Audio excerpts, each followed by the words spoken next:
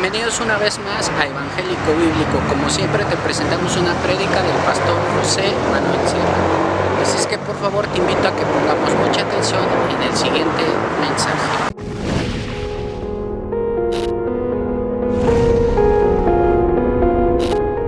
Bendecidos y tocados y ministrados a través de ella, que tú, Señor, traigas la palabra idónea a nuestras vidas y que podamos aprender mucho de ti en esta tarde y sobre todo ponerlo en práctica.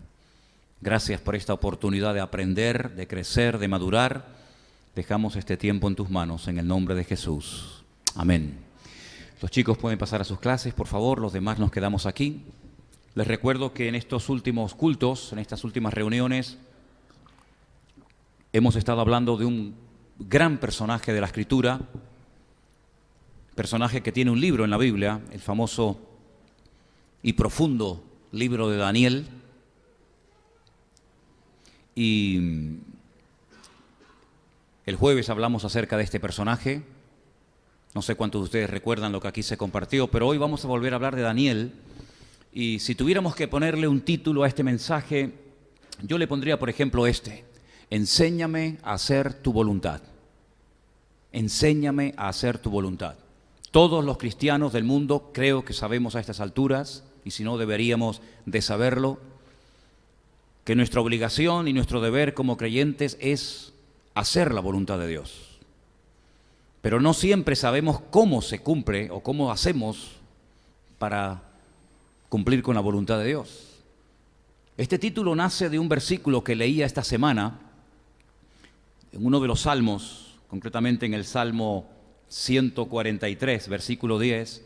David, autor de ese salmo, le pedía al Señor: Señor, enséñame a hacer tu voluntad, porque tú eres mi Dios.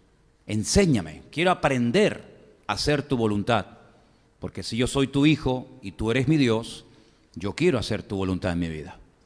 Si hay una persona en la historia bíblica que supo aceptar y llevar a cabo el diseño de Dios para su vida, sin lugar a dudas fue Daniel. Daniel es un hombre con el cual a lo mejor muchos de ustedes se van a sentir identificados, porque Daniel es un hombre que tuvo que dejar su tierra, no porque le hacía gracia dejar su país y marcharse a otra tierra a buscar trabajo o a emprender una vida nueva, sino que fue forzado, fue obligado a abandonar su país, a abandonar su tierra, y lo llevaron cautivo a una nación que en este momento sería Irak, pero que en aquellos tiempos se llamaba Babilonia, cuyo rey principal o más conocido era nada más y nada menos que el rey Nabucodonosor. Daniel sabía perfectamente que nunca más, escuchen bien, nunca más volvería a pisar su tierra. La parte sur del país de Israel donde él vivía, donde estaba generalmente, o donde estaba afincada las tribus de Judá y de Benjamín, allí estaba la ciudad de Jerusalén, allí estaba el templo, y todo eso quedó totalmente destruido. Nabucodonosor destruyó la ciudad, quemó el templo, tumbó las murallas, y Daniel sabía perfectamente, más o menos con 17, 16, 18 años de edad más o menos, que cuando lo llevaran cautivo a Babilonia, nunca más volvería a su país. Él no se llenó de rabia contra Dios, ni contra Nabucodonosor, rey de Babilonia.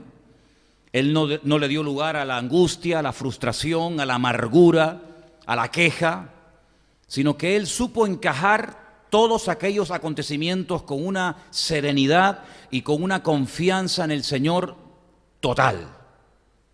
Porque él sabía perfectamente que aquellos acontecimientos no habían ocurrido por casualidad. Él sabía perfectamente que detrás de la destrucción de la ciudad, detrás de la destrucción del templo, etcétera, etcétera, algo había sucedido en el mundo espiritual, algo había ocurrido durante mucho tiempo en ese lugar que había provocado esta catástrofe nacional. Así es que él es llevado junto con 4.600 cautivos a Babilonia. Ese es el número que nos da la Escritura, después le diré dónde, de cautivos que fueron llevados a Babilonia. 4.600 personas. Y después les pondré al final, si me acuerdo, y hay tiempo para decirlo, una tarea para que ustedes vean cuántos regresaron después de un tiempo a Jerusalén. 4.600 fueron los hombres que fueron llevados, deportados a Babilonia. Pero yo quiero que ustedes descubran en diferentes partes de la Escritura cuántos volvieron después de unos años. Ahora, Daniel sabía perfectamente que él nunca más volvería a su tierra, pero miles de judíos sí volverían. Sí volverían. Porque él era un hombre que conocía las Escrituras. Y cuando una persona conoce las Sagradas Escrituras, a las cosas que ocurren, a las circunstancias que acontecen, se las interpreta de una forma, desde un punto de vista completamente diferente. Repito, él no era un amargado, él no era un frustrado, él no estaba enfadado con Dios, ni mucho menos. Pero él sabía perfectamente que detrás de todos estos movimientos de multitudes de personas, de muertos, de cadáveres, de incendios, de destrucciones, de guerras, etcétera, Dios tenía todo bajo control. Y a través de un profeta, que ahora vamos a leer algunos de sus textos, él sabía perfectamente que miles de judíos volverían algún día otra vez y restaurarían la ciudad de Jerusalén y volverían a reconstruir el muro y volverían otra vez a reconstruir el templo, etcétera, etcétera. Pero vamos primeramente a Daniel capítulo 9, los 2 primeros versículos de este capítulo extraordinario. Vamos a prestar atención a esos 2 versículos. Daniel 9, 1 y 2. Y dice así: en el año primero de Darío, hijo de Asuero, de la nación de los Medos, que vino a ser rey sobre el reino de los caldeos, en el año primero de su reinado, yo, Daniel, miré atentamente en los libros el número de los años de que habló el Señor al profeta Jeremías, que habían de cumplirse las desolaciones de Jerusalén en 70 años. Digan conmigo, 70 años. Más fuerte, 70 años. Daniel sabía que no iban a estar toda la vida en Babilonia. Solamente estarían 70 años. Y después de estos años, volverían a su tierra. Y lo sabía porque él leía atentamente en los textos que el profeta Jeremías había dejado escrito, donde él profetizaba la destrucción de Jerusalén y 70 años después la reconstrucción de la misma ciudad. Leamos dónde Jeremías profetizó ese número de años. Jeremías 25, del 11 en adelante, dice así. Preste atención, hermano. Toda esta tierra será puesta en ruinas y en espanto. Y servirán estas naciones al rey de Babilonia 70 años. Y cuando sean cumplidos los 70 años, castigaré al rey de Babilonia y a toda aquella nación por su maldad, ha dicho el Señor. Y la tierra de los caldeos, y la convertiré en desiertos para siempre. Y traeré sobre aquella tierra todas mis palabras que he hablado contra ella, con todo lo que está escrito en este libro profetizado por Jeremías contra todas las naciones.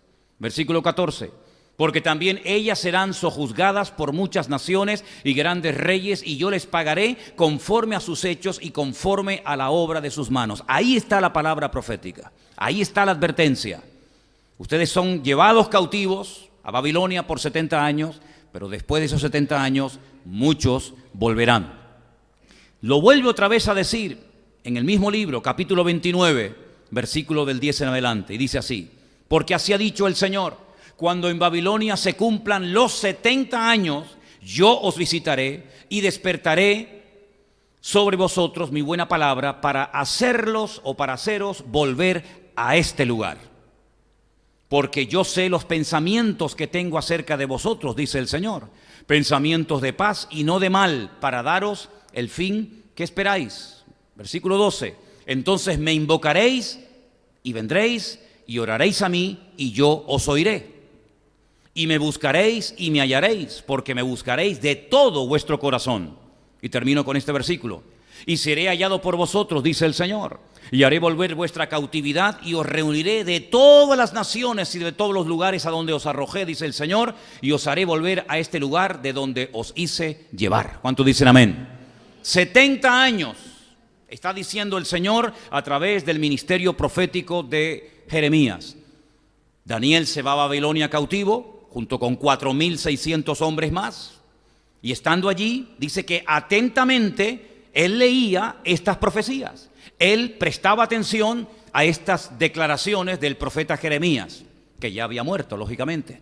Pero él se agarraba a aquellas palabras y por eso él no entró en una crisis de identidad, por eso él no se rebela contra Dios, por eso él no se amarga por estar en un país que no ha decidido estar en él, porque él sabe perfectamente que detrás de todo esto hay un plan divino, detrás de todo esto está la mano de Dios. Es decir, él entiende y acepta el diseño de Dios para su vida. Él sabe que su ministerio no va a ser en Jerusalén, como tantos profetas tuvieron su ministerio en Jerusalén, sino que él donde tiene que vivir hasta el día de su muerte y marcar una diferencia y ejercer una influencia sobre aquella generación y sobre aquel reino perverso era en Babilonia. Por lo tanto, él dice, bueno, lo que voy a hacer es darle gracias a Dios por el privilegio que me ha dado a mí. En 4,600 cautivos me ha escogido a mí específicamente el Señor, no solamente para recibir este libro, sino para animar y para marcar una diferencia durante los años que el Señor me dé de vida. Él se dejó usar por el Señor. Él tuvo durante toda su vida una buena actitud. ¿Y cuántas veces yo les he dicho a ustedes que lo que marca la diferencia en la vida de un creyente es tener una buena actitud? Él tuvo una buena actitud y entonces Dios, dice la Biblia, que lo bendijo. La Biblia dice que Dios lo usó de una forma tremenda. Fue un hombre bendecido, fue un hombre tremendamente próspero. Llegó a ser, por así decirlo, el primer ministro en Babilonia. Después del rey, el hombre más importante de todo el país, de todo el imperio, fue sin lugar a dudas el profeta Daniel. Ahora bien, esa buena actitud hizo que Dios pudiera usarlo. Esa buena actitud hizo que él entendiera las cosas que Dios quería hacer en aquella nación y a través de aquella nación. Él se dio cuenta que en más de una ocasión fue protegido sobrenaturalmente de la muerte. El jueves, por ejemplo, los que estuvieron aquí saben que él fue protegido de morir despedazado por leones. Cuando se firmó un edicto en el que se prohibía durante 30 días orar a cualquier dios o pedir cualquier cosa a cualquier hombre, él dice que abría las ventanas de su casa en dirección a Jerusalén, como solía hacerlo anteriormente al edicto, y por la mañana, por la tarde y por la noche daba gracias a Dios y oraba al Señor cada día. Por lo tanto, eso le causó que le hicieran una especie de complot y terminaron arrojándolo dentro de un foso lleno de leones. Pero Dios lo protegió de una forma sobrenatural y eso no fue casualidad. Eso es la evidencia de que Dios quería usar la vida de este hombre durante algún tiempo más. Recibió revelaciones que ningún profeta del Antiguo Testamento jamás recibió. Recibió la revelación de la primera y de la segunda venida de Cristo o del Mesías. Recibió la fecha exacta de la primera venida del Señor Jesucristo. Daniel capítulo 9. Recibió palabras proféticas tan fuertes, tan extensas, tan profundas, que dice que él no lograba entender qué es lo que Dios quería decirle a través de aquellas palabras. Pero él las escribía y el Señor le decía, séllalas, escríbelas, consérvalas, porque esto no es para tu tiempo, esto es para los tiempos del fin. Dios lo usó muchísimo a la hora de interpretar sueños. De hecho, el rey Nabucodonosor en varias ocasiones tuvo que recurrir a él para entender y para saber qué es lo que había soñado. Así que este hombre está en Babilonia, pero la pregunta que debemos de hacernos todos en esta tarde es ¿por qué Dios sacó a este pueblo, a esta tribu del sur de Israel y lo lleva a Babilonia por 70 años? ¿Qué hay detrás de todo esto? Daniel sabía perfectamente, y espero que todos y cada uno de nosotros también lo sepamos, que Dios jamás se va a equivocar en lo que haga o en lo que diga. ¿Cuántos dicen amén? Daniel sabía perfectamente, y nosotros también juntamente con él, que Dios nunca se va a pasar ni a quedar corto con nosotros, que todo está bajo el control y la soberanía de Dios, que Él sabe lo que hace, aunque no lo entendamos, pero Él sabe lo que hace.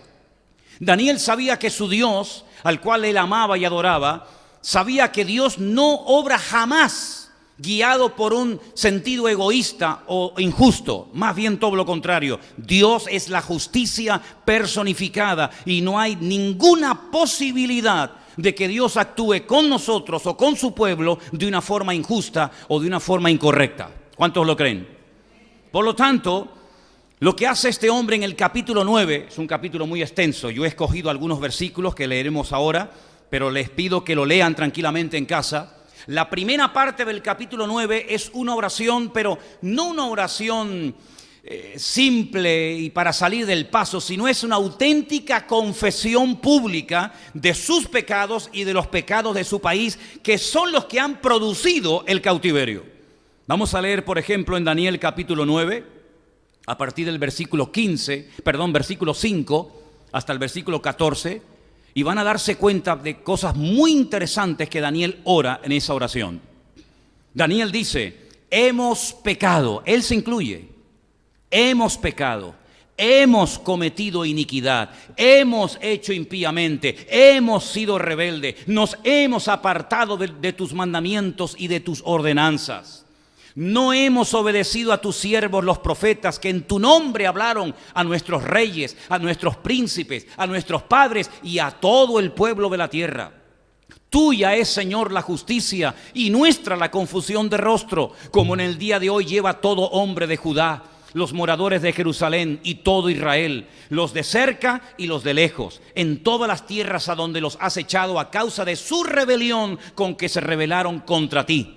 Oh Señor, nuestra es la confusión de rostro de nuestros reyes, de nuestros príncipes y de nuestros padres, porque contra ti pecamos. Oh Señor Dios nuestro, del Señor Dios es el tener misericordia y el perdonar, aunque contra Él, otra vez lo menciona, nos hemos rebelado. No obedecimos a la voz del Señor nuestro Dios para andar en sus leyes que Él puso delante de nosotros por medio de sus siervos los profetas.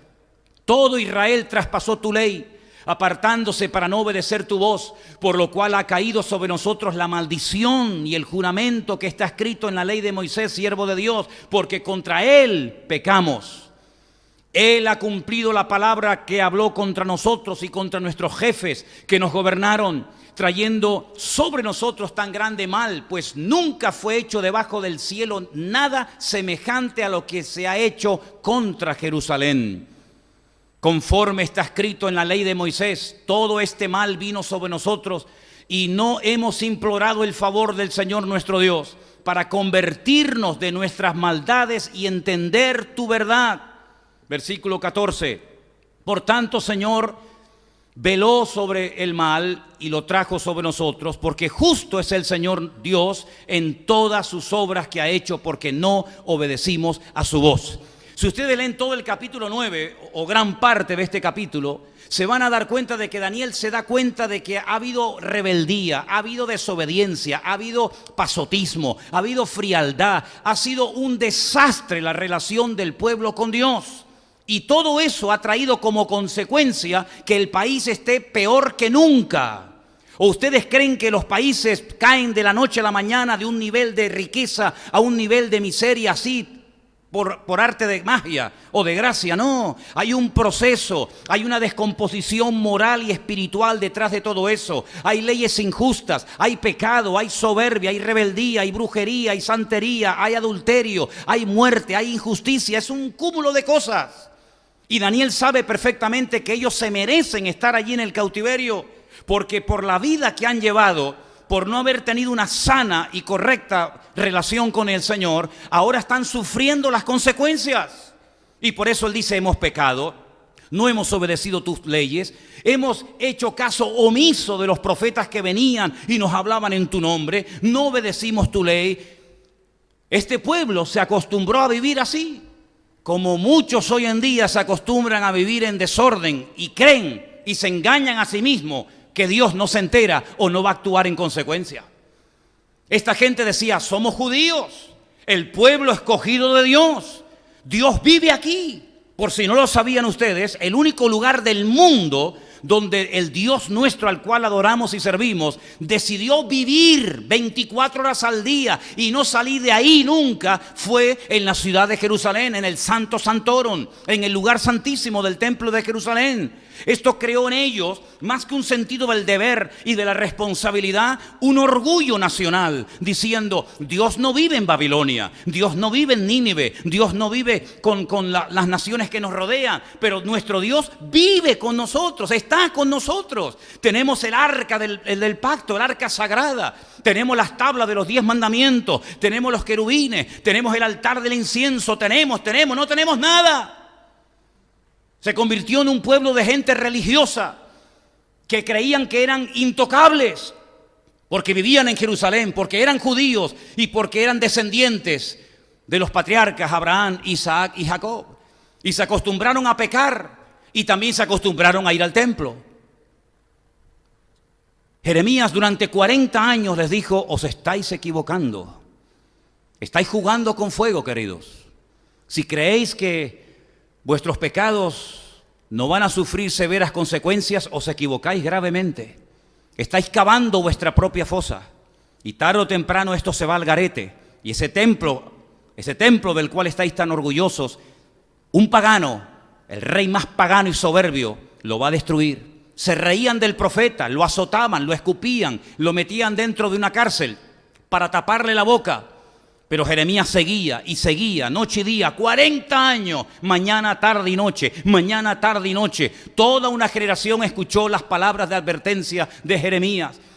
Creían que era un traidor, que se había pasado al enemigo, porque las tropas de los caldeos, de los babilónicos, habían rodeado la ciudad de Jerusalén, y él les decía a los soldados de Judá, él les decía al rey de Israel, de Judá: arrepiéntanse, y si no se van a arrepentir, no sigan peleando, porque esta batalla no la vais a ganar. Dice que de esta manera los enemigos decían de Jeremías que desmoralizaba a las tropas, que hacía que los soldados tuvieran miedo y pensaran en la posibilidad de entregar las armas al enemigo. Pero él les decía: no peleen una batalla que no van a ganar, en la cual pueden perder la vida, porque por vuestros pecados, por vuestra idolatría, etcétera, etcétera, esta ciudad va a ser destruida. Y así fue. Ellos creyeron durante muchos años que Jerusalén era intocable, la ciudad del gran rey, en el monte de Sión, donde tenemos allí nuestro templo, nuestra Torá, etcétera, etcétera. El enemigo no podrá entrar a esta tierra porque estamos protegidos de la mano del enemigo. Hermanos, nosotros los cristianos estamos protegidos de la mano del enemigo, sí, claro, pero siempre y cuando estemos alineados con él. Si estamos conectados con el Señor, si estamos viviendo según su voluntad, nada ni nadie nos puede parar ni destruir. El enemigo ni siquiera se puede acercar a nuestra vida. Pero en el momento en el que bajamos la guardia, en el momento en el que no hacemos la voluntad de Dios, somos tan vulnerables como cualquiera. Y eso fue lo que ocurrió. Jerusalén fue destruida. Se preguntarán ustedes: ¿y por qué enfatiza tanto el profeta Jeremías 70 años, 70 años, 70 años? ¿Por qué? Ya lo hemos explicado en varias ocasiones.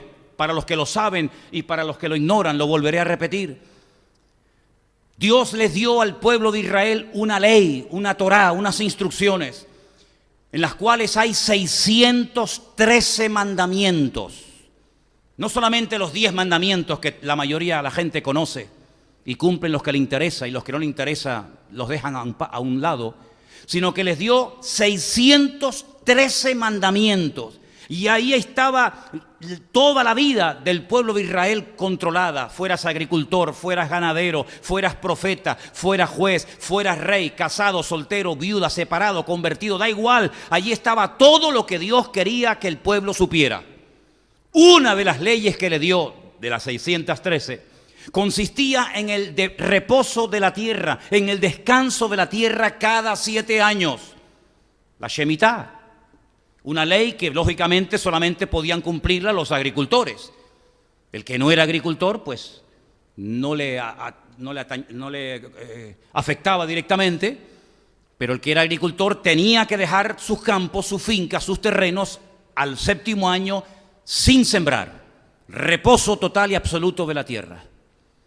Dependencia total del Señor, creyendo que la cosecha del 6º año sería tan abundante que podrían vivir el sexto, el séptimo y lógicamente el octavo, porque si no habían sembrado el séptimo no había cosecha para el octavo. 490 años permaneció Israel desde que entró con Josué, ¿se acuerdan? Desde que entró con Josué a la tierra prometida hasta que ocurre el cautiverio en Babilonia pasaron 490 años. Si cada 7 años tenían que dejar reposar la tierra y nunca lo hicieron en 490 años, quiere decir que durante 70 años la tierra no reposó. 70 por 7, 490. Esa es la razón por la que el profeta Jeremías dice 70 años, 70 años, 70 años. Hay un versículo que quiero que leamos en esta tarde para que veáis cómo Dios quería que la tierra reposara sí o sí. Segunda de Crónicas, capítulo 36, versículos 20 y 21. Mire cómo lo explica perfectamente ahí el texto. Los que escaparon de la espada fueron llevados cautivos a Babilonia y fueron siervos de él y de sus hijos hasta que vino el reino de los persas, para que se cumpliese la palabra del Señor por boca de Jeremías, hasta que la tierra hubo gozado de reposo. ¿Lo veis? Porque todo el tiempo de su asolamiento reposó hasta que los 70 años fueron cumplidos. Ellos pensaban que eso de dejar reposar la tierra cada 7 años no era tan importante. Otras cosas eran más importantes, pero esa, al fin y al cabo, algo que hay que hacer cada 7 años, si no lo hacemos, no pasa nada. Y hay muchísima gente hoy en día así. Si yo hago esto, aunque 100% no sea la voluntad de Dios, no pasa nada.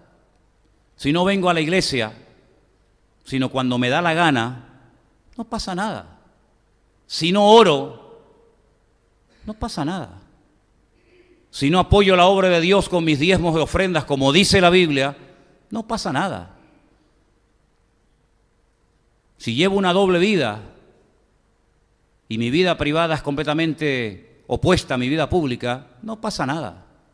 Si no leo la Biblia mucho y no me aprendo textos de la Biblia y no evangelizo y gano almas para Cristo, no pasa nada. Si vengo aquí o no vengo, no pasa nada. Y así van muchos por la vida, no pasa nada, no pasa nada, no pasa nada. Así se acostumbró a vivir Judá y Benjamín, con el no pasa nada. Dios es bueno. Y claro que Dios es bueno, y claro que Dios es amor. ¿Y quién dice lo contrario? Pero ese Dios que es bueno, ese Dios que es amor, también es un Dios justo. Y establece leyes y normas, te gusten o no te gusten. No es Dios el que se tiene que adaptar a nosotros.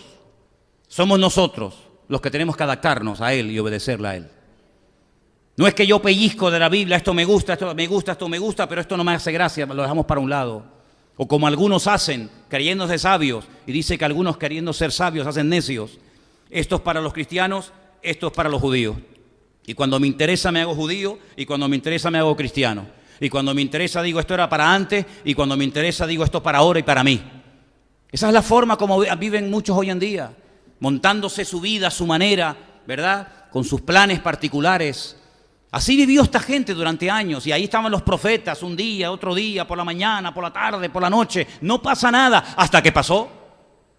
¿Saben que el último rey, hubieron muchos, ustedes saben, el último rey que tuvo Jerusalén se llamó, ¿alguien sabe? Sedequías. Sedequías, en el capítulo 52 de Jeremías, miren lo que hace el último rey antes de que Nabucodonosor destruya la ciudad. Escuche bien esto, por favor. Jeremías, capítulo 52, del 7 en adelante. Fue abierta una brecha en el muro de la ciudad. Se calcula que estuvieron como 1 año y medio los caldeos rodeando la ciudad, cortando el suministro de agua, batallando contra la ciudad, y después de un largo tiempo fue abierta una brecha en el muro de la ciudad.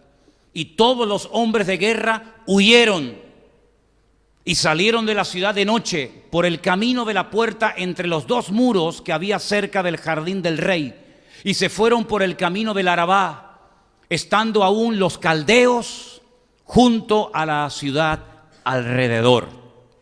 el ejército de los caldeos siguió al rey. Alcanzaron a Sedequías en los llanos de Jericó.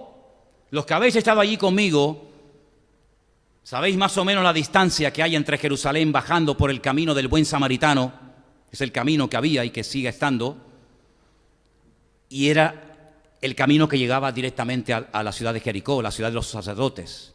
Bueno, pues allí llegó a Jericó y lo abandonó todo su ejército. Entonces prendieron al rey y le hicieron venir al rey de Babilonia, a Ribla, en tierra de Hamat, donde pronunció sentencia contra él. Degolló el rey de Babilonia a los hijos de Sedequías delante de sus ojos. Imagínate que maten a tus hijos, que les corten el cuello delante de ti para que sufras. Y también degolló en Ribla a todos los príncipes de Judá. No obstante, el rey de Babilonia solo, le hizo un gran favor, solo le sacó los ojos. ¿Alguien voluntario esta tarde para que se lo saquemos a ver si duele? Solo le sacó los ojos. Ay, gracias. Y le ató con grillos y lo hizo llevar a Babilonia y lo puso en la cárcel hasta el día que murió. Duro esto, ¿eh? ¿Te gustaría terminar así tu vida? Terrible, ¿no? Esto se podía haber evitado. La muerte de Ezequías se podía haber evitado. Jeremías le dijo, ríndete, si Dios ya no está con nosotros, si ustedes hace mucho tiempo que se desconectaron de Dios, ¿cómo pueden pretender que Dios nos defienda cuando ustedes se han limpiado las manos y no quieren saber nada de Dios? Esto me recuerda a lo que pasó cuando cayeron las 2 torres gemelas en Nueva York, ¿se acuerdan? Muchos norteamericanos dijeron, Dios nos abandonó. ¿Por qué Dios permitió que nos atacaran en nuestra tierra y nos tumbaran las torres gemelas? Y el famoso evangelista que ya está en la presencia del Señor, Billy Graham, dijo, ¿ahora os quejáis de Dios? ¿Ahora le echáis la culpa a Dios, al Dios que habéis abandonado?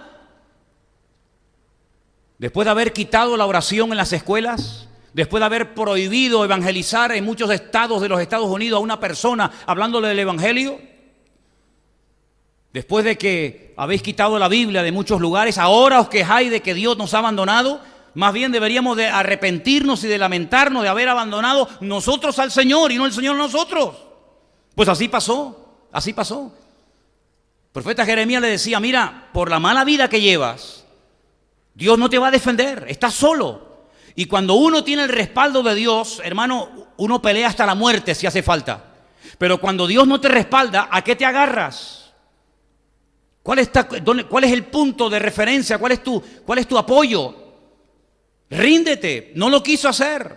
Prefirió huir, creyendo que de esa manera iba a salvar su vida. Y dice que salió de noche por una de las puertas que aún se pueden visitar en Israel, la famosa cueva de Sedequías, donde tantas barbaridades se hacen cada año allí. Huyó con su ejército hasta el desierto, cerca de la ciudad de Jericó. Los soldados lo dejan más solo que la una. Llegan, lo atrapan, lo encadenan, le ponen grillos, le arrancan los ojos, se lo llevan a Babilonia y allí matan a sus hijos delante de él y allí muere como un perro. ¿Qué necesidad tiene la gente de sufrir? ¿Qué necesidad tiene de tocar fondo? ¿Qué necesidad tiene de terminar tus días botado como un perro en un garaje, en un solar o en un hospital o donde sea? ¿Qué necesidad tienen muchos que se llaman cristianos de terminar sus días así? Es que, ¿saben lo que pasa? Es que la actitud esa de que no pasa nada es mentira. El Señor dice que la paga del pecado siempre será la misma. Eso si lo leía un hermano del siglo I y lo lee un hermano del siglo IV y lo lee un hermano de la Edad Media y lo lee un cristiano de esta época, siempre leerá lo mismo, que la paga del pecado es la muerte. Pero algunos no se lo creen. Algunos no se lo creen. No importa que yo tenga una querida, no importa. ¿Qué más da? Dios es bueno. ¿Y qué importa si me congrego o no me congrego? ¿Qué más da? ¿Y qué más da si leo la Biblia o no leo? Total, Dios no sabe nada, no se entera. Es como un viejito cansado que ya tiene tantas cosas en la cabeza y tiene tantos asuntos que resolver, que ya si yo hago lo malo o lo bueno, Él ni se da cuenta. Pues no, Señor. Dice la Biblia que los ojos del Señor recorren toda la tierra y Él sabe perfectamente cómo estamos y sabe perfectamente lo que estamos haciendo. ¿Cuántos dicen amén? Ellos creían que podían hacer lo que les daba la gana, pues se equivocaron. Desde el más grande hasta el más pequeño, todos se equivocaron, todos. Ahora fíjense el método, ¿no? Primero viene la palabra, la amonestación. La palabra para sacudir a la gente, para amonestarte, para abrirte los ojos. No haces caso, no quieres oír. Prefieres matar al vocero que hacer caso al mensaje. Muy bien. Viene el juicio, viene el castigo. En este caso, ustedes que aman tanto esta tierra, fuera de aquí, esta tierra es mía, porque la tierra de Israel no es de los judíos, la tierra de Israel es de Dios. Dios es el dueño, mía es la tierra y su plenitud. Aquí nadie tiene tierra, aunque tengas tu título de propiedad, aunque tengas tus escrituras, el planeta Tierra le pertenece al único dueño, y el dueño de toda la tierra es el Señor de los ejércitos, a Él sea la gloria. Así que si ustedes no cumplen con las condiciones que yo pongo para vivir aquí, fuera de mi tierra. Y lo sacó 70 años porque Dios había dicho, yo quiero que mi tierra, yo quiero que mi ciudad, yo quiero que mi país cada 7 años se pare y solamente se dediquen a orar, a cantar, a adorarme, a honrarme, a servirme, y que durante ese año no hagan nada más que honrarme y servirme a mí. ¿No queréis hacer caso? Fuera de mi tierra 70 años. Y esas profecías que habían quedado escritas por la pluma de Jeremías, se las llevó. Allí estaban las escrituras en Babilonia. Y Daniel leía y decía, algún día saldréis de aquí. Algún día saldréis de aquí. Él no iba a volver otra vez a Jerusalén, pero Dios algún día va a restaurar y Dios algún día va a bendecirnos. ¿Cuántos dicen amén? Quiero leerles un versículo. Quiero leerles en Jeremías, el capítulo 52, versículos del 28 al 30. Dice, este pueblo que Nabucodonosor llevó cautivo en el año séptimo, llevó a 3.023 hombres de Judá. En el año 18 del mismo rey Nabucodonosor, llevó cautivas de Jerusalén a 832 personas. En el año 23, hay como grupos, ¿no? En el año 23, Nabuzaradán, capitán de la guardia, llevó cautivas a 745 personas de los hombres de Judá. Todas las personas en total fueron, ¿cuántas? 4.600. Es decir, 4.600 personas se lleva cautivas, aparte de los que había matado, los que habían destruido en Jerusalén.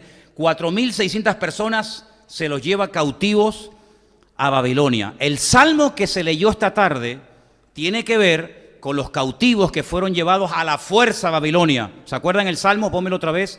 Ese salmo 137. Cuando llegan a Babilonia, cansados, heridos, maltratados, pero con algunos instrumentos musicales, junto a los ríos de Babilonia. ¿Cuáles son los ríos de Babilonia? ¿Por qué se llama Mesopotamia?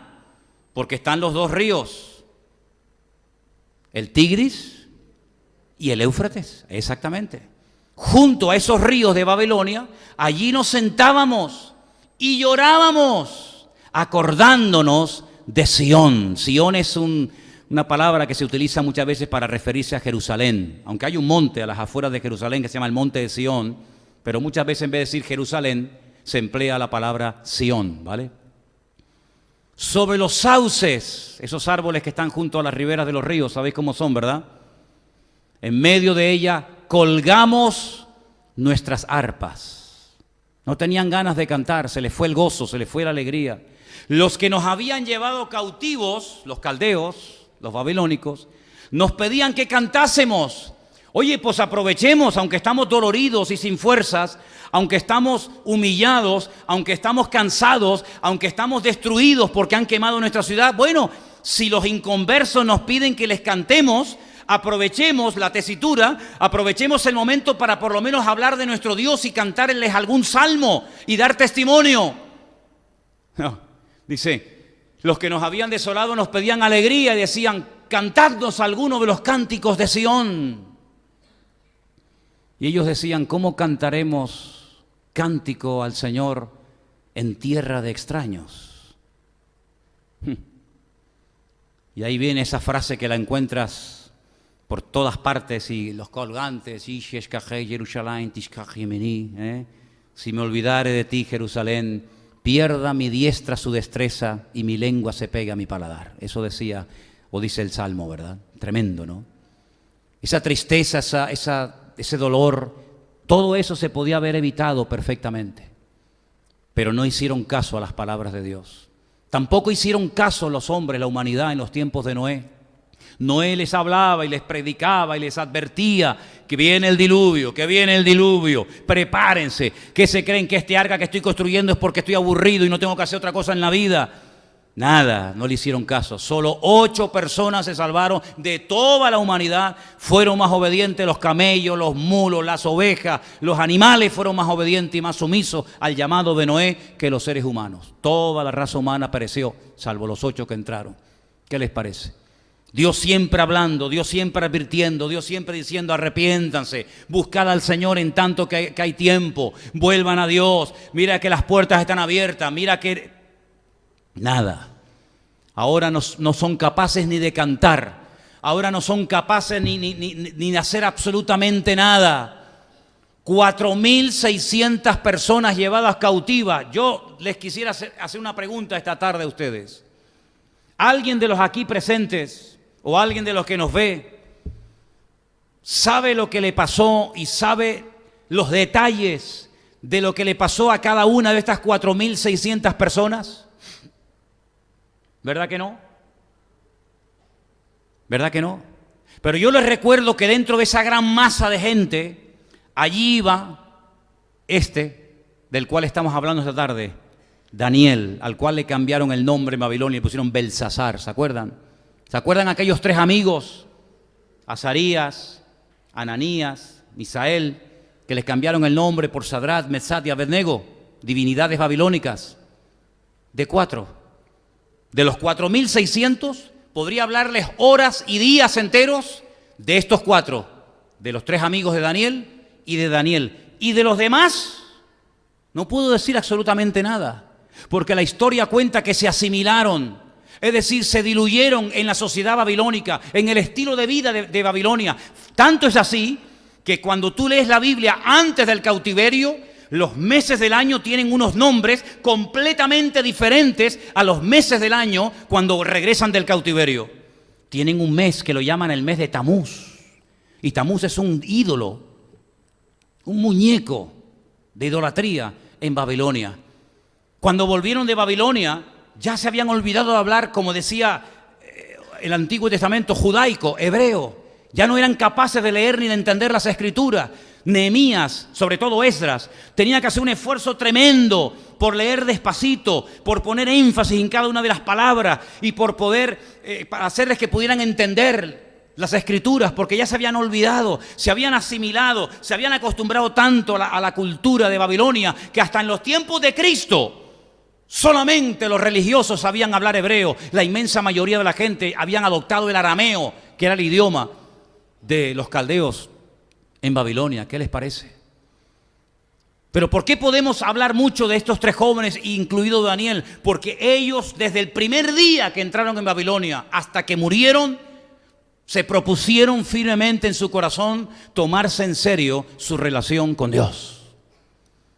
Y por eso pasaron a la historia como hombres de Dios. Por eso fueron usados a la hora de interpretar sueños. Por eso fueron salvados de los leones, del fuego, de los enemigos. ¿Por qué? Porque el que se toma en serio su relación con Dios, Dios lo bendice y Dios está con él. No importa si está en Babilonia, en Japón, en la China, en Venezuela, en España, en Estados Unidos o en la Conchinchina, da igual.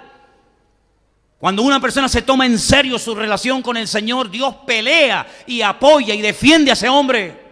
Y no importa dónde se encuentre, si está casado, soltero, si tiene trabajo o no tiene trabajo, si está en la cárcel o está en el ejército o está donde esté, no importa. Cuando una persona como Daniel y como estos jóvenes se toma en serio su relación con el Señor, aunque te cambien el nombre, aunque te quieran meter a la fuerza la religión y la filosofía y la cultura de Babilonia, no te van a cambiar. Te podrán cambiar por fuera, pero por dentro al hombre de Dios no se le puede cambiar, porque ha puesto su mirada y su confianza en el Señor. ¿Cuántos dicen amén? ¿Por qué hoy en día es tan fácil cambiar a un cristiano? Porque hay gente que viene a la iglesia y dentro de un año no los ven nunca más. Y a esta gente los apaleaban, los quemaban, los crucificaban, los echaban a los leones, los echaban al fuego y no había forma de cambiarlos. Les mataban al padre, le quemaban a los hijos, le mataban a la mujer, le violaban a las hijas delante. Los llevaban a tierra extraña, le cambiaban el nombre, le ponían nombres de demonio y no había forma de que claudicaran tú. Al contrario, era Nabucodonosor el que tenía que recurrir a ellos y pedir ayuda. Y tenía que decir, como el Dios de Sadrach, Mesach y Abednego y como el de Daniel, no hay otro Dios. ¿Y por qué hoy en día es tan fácil cambiar la mentalidad de un cristiano? ¿Por qué hoy en día es tan fácil manipular a muchos creyentes con falsas doctrinas? ¿Por qué hoy en día es tan fácil que hay creyentes que se van de una iglesia y se van a otra en la que creen totalmente diferente y se comen todo y a todo dicen amén y todo lo aceptan? ¿Por qué? Porque no hay compromiso y porque no hay una realidad, un compromiso real con el Señor. Porque algunos viven de cultos, porque algunos viven de internet, pero no viven de una comunión directa y verdadera con el Señor. Y por eso son tan manipulables, tan volubles. Y hoy están aquí, mañana están allá, y ahora te adoran, y mañana te apuñalan, y ahora te apoyan, y mañana te cuestionan. ¿Por qué? Porque no hay fundamento, porque no hay base. Pero en las vidas de esta gente que no tenían pastor, no tenían iglesia, no tenían Biblia, no tenían internet, no tenían WhatsApp, no tenían Messenger, no tenían Facebook, no tenían nada, pero lo tenían todo, porque el que tiene a Dios lo tiene todo. ¿Cuántos dicen amén? Eso es lo que nos hace falta. Eso es lo que nos hace falta. Claro, cuando ustedes hagan la tarea que yo les voy a pedir, ¿cuántos volvieron del cautiverio? ¿Podemos saber cuántos volvieron? Sí, claro. Léete Esdras, por ejemplo, y te van a dar los nombres de todos los hombres y personas que volvieron. Suma, a ver cuántos volvieron.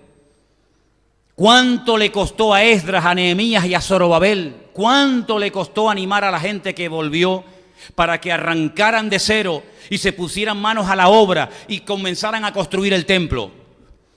Mira, esta historia de antes, durante y después de la destrucción del templo es enorme. Hay centenares de capítulos y de información. Pero cuando vuelven del cautiverio, cargadas las alforjas, porque resulta que hay un rey llamado Ciro. Esto es una historia buenísima, porque este rey Ciro, antes de que naciera, 150 años de que naciera este rey persa, este iraní, a través de los labios y del ministerio del profeta Isaías, escribe un texto en el que dice que un día va a nacer un niño al cual sus padres le van a poner por nombre Ciro, que será el ungido del Señor y será el que le permita a Judá y a Benjamín volver a Jerusalén a restaurarla. ¿Qué te parece? Cuando volvieron cargados de oro, de plata, de bronce, de todo tipo de materiales para la reconstrucción del templo, porque el Señor le había dicho al rey Ciro, tú me tienes que levantar casa en Jerusalén, tú personalmente a través de esta gente.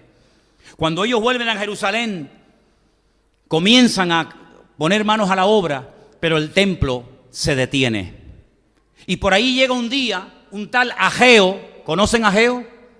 ¿De qué lo conocen? De la Biblia. Bueno. Llega Ageo y les dice, oye, ¿por qué el templo está abandonado? Es como un edificio que se empezó a construir y se dejó a medias, como cuando vino la crisis, ¿se acuerdan? ¿Cuántas obras, cuántas construcciones, cuántos complejos hoteleros quedaron sin puertas, sin ventanas? La gente se metía, arrancaba lo que habían metido. ¿Por qué? Porque no se podía terminar la construcción. Así estaba el templo abandonado, lleno de chacales, de animales. Y Ageo decía, ¿pero qué ha pasado? Ustedes ya hace 16 años que volvieron del cautiverio. Ciro les apoya en todo, tienen su apoyo, tienen su dinero, tienen su respaldo, tienen todo. ¿Por qué el templo lo empezaron a construir y no lo han terminado? Lo han dejado a medias. ¿Saben lo que decían? Porque aún no ha llegado el tiempo de construir la casa de Dios. ¿Será posible? Pero ¿cómo que no ha llegado el tiempo? Pero es que no hemos estado 70 años en el cautiverio, privados de nuestra libertad, donde hemos sido esclavos, donde no hemos tenido vacaciones, donde hemos trabajado como negros y ahora por fin somos libres. El rey más poderoso de la tierra nos respalda, nos da dinero, nos manda ayuda y resulta que hemos empezado la obra y la hemos dejado a media. Y Ageo decía, ¿y dónde está el dinero? ¿Dónde está todo el oro y las piedras preciosas? ¿Dónde está todo el recurso material que habían traído? ¿Dónde rayos lo han metido? Y le dicen, es que nosotros nos hemos construido nuestras casas con todo eso. ¿Cómo? Y Ageo Y Ageo dice, pero ¿cómo es posible que ustedes digan que no es tiempo para trabajar para Dios? Y os habéis construido unas mansiones alucinantes con el dinero que era para Dios. ¿Pero qué estáis haciendo? Cuando de esto se enteran Esdras, cuando esto lo oye Nehemías, se arrancan los pelos de la cabeza, se lanzan contra la gente, dice, pero es que no aprendéis de la historia. Vuelven otra vez a casarse con quien no tienen que casarse, vuelven otra vez a hacer negocios con los inconversos, vuelven otra vez a profanar el Shabbat, vuelven otra vez a lo mismo o peor. Y entonces esta gente se desesperaba y decía, pero otra vez vais a caer en la misma piedra, otra vez en los mismos pecados. ¿No os dais cuenta que nuestros antepasados fueron deportados a Babilonia por 70 años por lo que estáis haciendo ahora vosotros? Es que no terminamos de aprender. Es una tragedia que algunos cristianos tengan que enfermarse o ver a un hijo enfermo o en la droga para decir, voy a comenzar a ir a la iglesia, a orar un poquito más y a leer la Biblia. Pues existe gente así, aunque parezca mentira. ¿Nos tienen que venir desgracias para que busquemos a Dios? Pues bienvenidas sean las desgracias. Si a través de ellas aprendemos y buscamos a Dios, que empiecen a caernos todas encima. Pero esa no es la forma, ese no es el método que Dios quiere para nosotros, que somos sus hijos y su pueblo y su amada iglesia. Él nos habla y nos instruye a través de su palabra, pero ¿cuántas veces nos tiene que hablar Dios? ¿Cuántos sermones más nos faltan por oír para darnos cuenta de que el no pasa nada es mentira? Sí pasa, aunque por un tiempo parece que escapo. Bueno, pues queridos hermanos, en este ambiente se crió Daniel hasta el día de su muerte. Él nunca más volvió a Jerusalén, él no vio el templo reconstruido, pero él fue fiel a Dios hasta el día de su muerte, porque él sabía que ese era el lugar y el tiempo en el cual tenía que servir a Dios. ¿Cuántos dicen amén? ¿Y nosotros? ¿Cuánto más les tengo que predicar ya a ustedes? ¿Saben cuántos años llevo subido a este púlpito? ¿Saben cuántos sermones hay almacenados en internet? ¿Saben cuántas horas de estudio bíblico y de predicaciones y de consejos y de oraciones hemos tenido en estos últimos 17 años? Si echáramos suma y comenzáramos a sumar todos los sermones, los estudios bíblicos, las oraciones, los consejos, las palabras, no sé qué, no sé cuánto, no es por oír más, no es por oír, y no es porque lo diga fulano o lo diga mengano, sino es porque en el fondo de nuestro corazón yo creo que es tiempo de que comencemos a tomarnos más en serio nuestra relación con Dios. ¿Hay alguien aquí que se va a tomar en serio su relación con Dios? Luego, a partir de mañana tu vida será completamente diferente. Porque si a partir de mañana o de hoy mismo te vas a tomar más en serio tu relación con Dios, algo diferente tendremos que hacer. Porque si seguimos haciendo lo mismo, no veremos cambios diferentes. Para ver cosas diferentes, habrá que hacer cosas diferentes, no siempre las mismas, para obtener los mismos resultados, ¿no les parece? Daniel dice que oraba 3 veces al día, mañana, tarde y noche, como solía hacerlo, con las ventanas abiertas, mirando a Jerusalén y dando gracias. Yo les dije el jueves, ¿por qué no lo hacemos nosotros durante 30 días? Porque así fue el edicto que se firmó. Durante 30 días, que nadie en nuestro imperio eleve oración a hombre o a Dios alguno, bajo pena de muerte. Y Daniel entró por aquí y le salió por allí y dijo, a mí eso no me afecta. A mí nadie me va a cortar mi comunión con el Señor. Me da igual lo que me hagan, me da igual lo que me digan. Aquí estoy. Y para no esconderme, abro las ventanas de mi casa, no me voy a la habitación, digo, no digas nada, que no se entere nadie. Al fin y al cabo, con las ventanas cerradas abiertas, Dios me va a escuchar igual. Al fin y al cabo, bajito o en alta voz, Dios me va a escuchar igual. No, yo no me tengo que esconder de nadie, porque yo no estoy cometiendo ningún crimen ni ningún delito. Yo estoy hablando con Dios, el Dios vivo, el Dios verdadero, el Dios poderoso. Y a mí nadie me va a tapar la boca. Hombre, a algunos cristianos, si hay un edicto de no orar en 30 días, le vendría de perla, ¿no? Así te evitas el tener que orar. Pero a Daniel lo mataba si le impedías tener comunión con Dios. Esa era la forma de matar a Daniel, cortándole su cordón umbilical con Dios, su relación. Y a Daniel casi le cuesta la vida. Dios lo protegió de la boca de los leones. Pero yo quiero proponerles que a partir de hoy es día 19 de septiembre, ¿no? Domingo. 16, vale, 16. Les propongo que durante un mes, hasta el 16 de octubre, mañana, tarde y noche. Establecer un horario va a ser un poco complicado, pero por ejemplo, cuando digo mañana me refiero a lo primero que haces nada más levantarte. Antes de lavarte la cara, los dientes, antes de ir al baño. Una vez que pongas ya el pie fuera de la cama, de rodillas. Y haces una oración. Aviva tu obra, aviva mi vida y que yo sea una persona como tú quieres que yo sea. Al mediodía, antes de comer, después de comer, como prefieras, otra vez de rodillas. Señor, aquí me tienes, cambia mi vida, aviva mi casa, aviva mi vida, mi ministerio, avívame, cuídame, protégeme, ayúdame, guárdame, bendice tu obra. Por la noche, pongamos antes de dormir, porque ya dormido va a ser complicado. Nos ponemos otra vez de rodillas. Les propongo, desde hoy, 16 de septiembre de 2018, hasta el próximo 16 de octubre de este mismo año, 3 veces al día, mañana, tarde y noche, mañana, tarde y noche, mañana, tarde y noche, 30 días seguidos, orando. Algo tiene que cambiar, algo tiene que ocurrir. Hermanos nuestros, tal vez no van a ser operados porque Dios hará un milagro. Hermanos nuestros que necesitan un milagro, pero de verdad, si no se nos van, tal vez Dios lo puede sanar en estos 30 días. Hijos tuyos, hijos que se te fueron y no saben ni dónde andan metidos, que no quieren saber nada de Dios, ni de la Biblia, ni de iglesia, ni de nada. ¿Quién sabe si estando ahí sentada un día te entra y caes de rodillas y acepta al Señor? ¿Por qué no? Ese marido que se fue, o esa mujer que se fue, o esa enfermedad que tienes, o esa depresión. Oye, yo no sé, pero en estos 30 días yo tengo la confianza de que algo puede cambiar, pero hay que ser serio. Mañana, tarde y noche, mañana, tarde y noche. Y si no pasa nada, y si todo sigue igual, que no lo creo después de 30 días, por lo menos oré mañana, tarde y noche durante 30 días a mi Señor. Así que, queridos hermanos,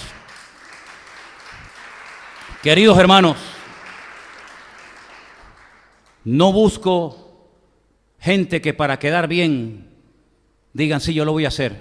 Porque lo haga usted o no, a mí me da igual. Me afectaría en el sentido que me daría pena por ti, pero yo lo voy a hacer, lo hagas tú o no, me da exactamente igual.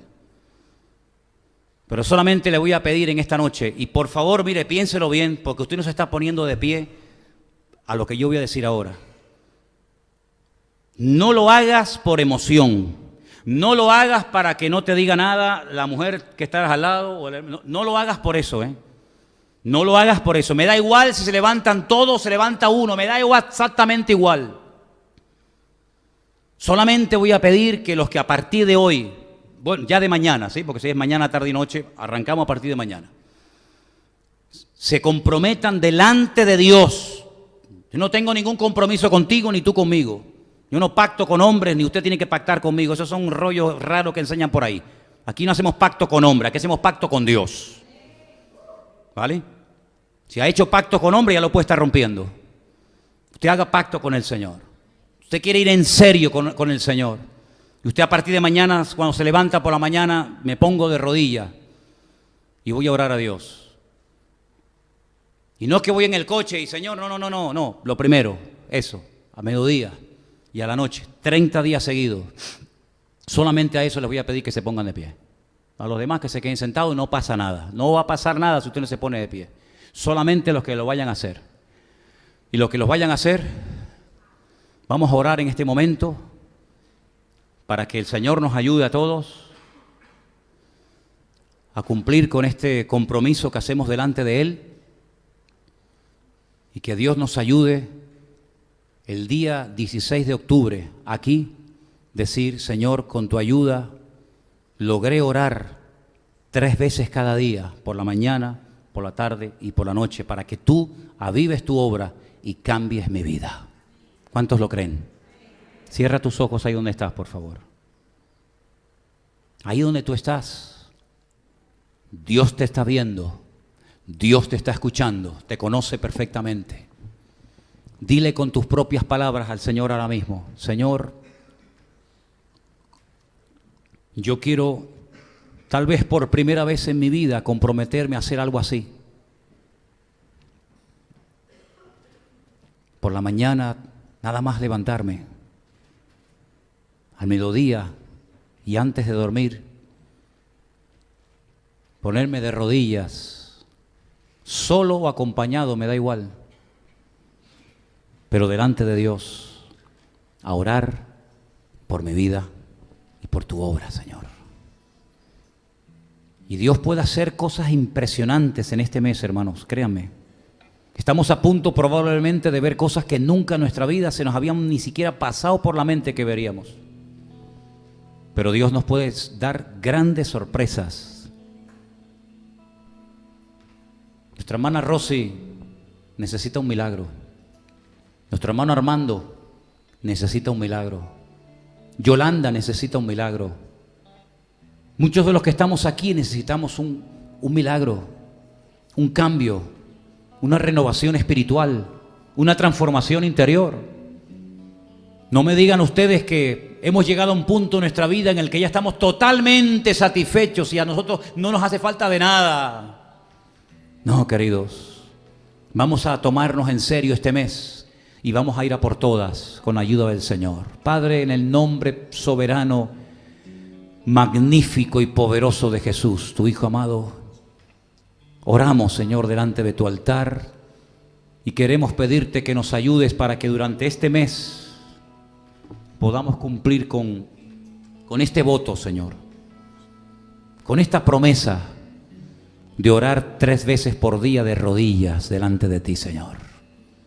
Yo te ruego, Señor, que notemos todos en nuestra vida y en la iglesia cambios poderosos a raíz de esto que vamos a hacer, Señor. Porque yo sé que tú eres galardonador de los que te buscan. Y yo sé, Señor Jesús, que si lo hacemos de corazón, sinceramente, tú vas a bendecir a tu pueblo de alguna manera, Señor. Señor, gracias de antemano te damos, porque sabemos que va a ser algo que va a traer bendición a la iglesia, a las familias, a los jóvenes, a los niños, a las maestras de escuela dominical, a cada uno de nosotros va a traer renuevo. Y también oramos porque sé que hay muchos hermanos, porque así nos lo han hecho saber, que lo van a hacer en Israel, que lo van a hacer en la península, que lo van a hacer en muchas naciones del mundo. Y te pido, Señor, que juntos, unánimes, oremos para que haya un despertar espiritual en la iglesia del Señor. Que haya un apego a las Sagradas Escrituras, Señor. Que haya un amor por ti, por tu obra, como jamás en la vida habíamos pensado tenerlo. Y que veamos auténticos milagros, vidas transformadas, gente sanada, situaciones transformadas por el poder de Dios. Señor, abre, Dios mío, las compuertas de los cielos y derrama de tu bendición sobre tu amada iglesia. Aleluya. Y te damos gracias porque sabemos que con tu ayuda lo conseguiremos. En el nombre de Cristo Jesús. Amén y amén. Fuertes aplausos al Señor en esta noche. Aleluya. Amén.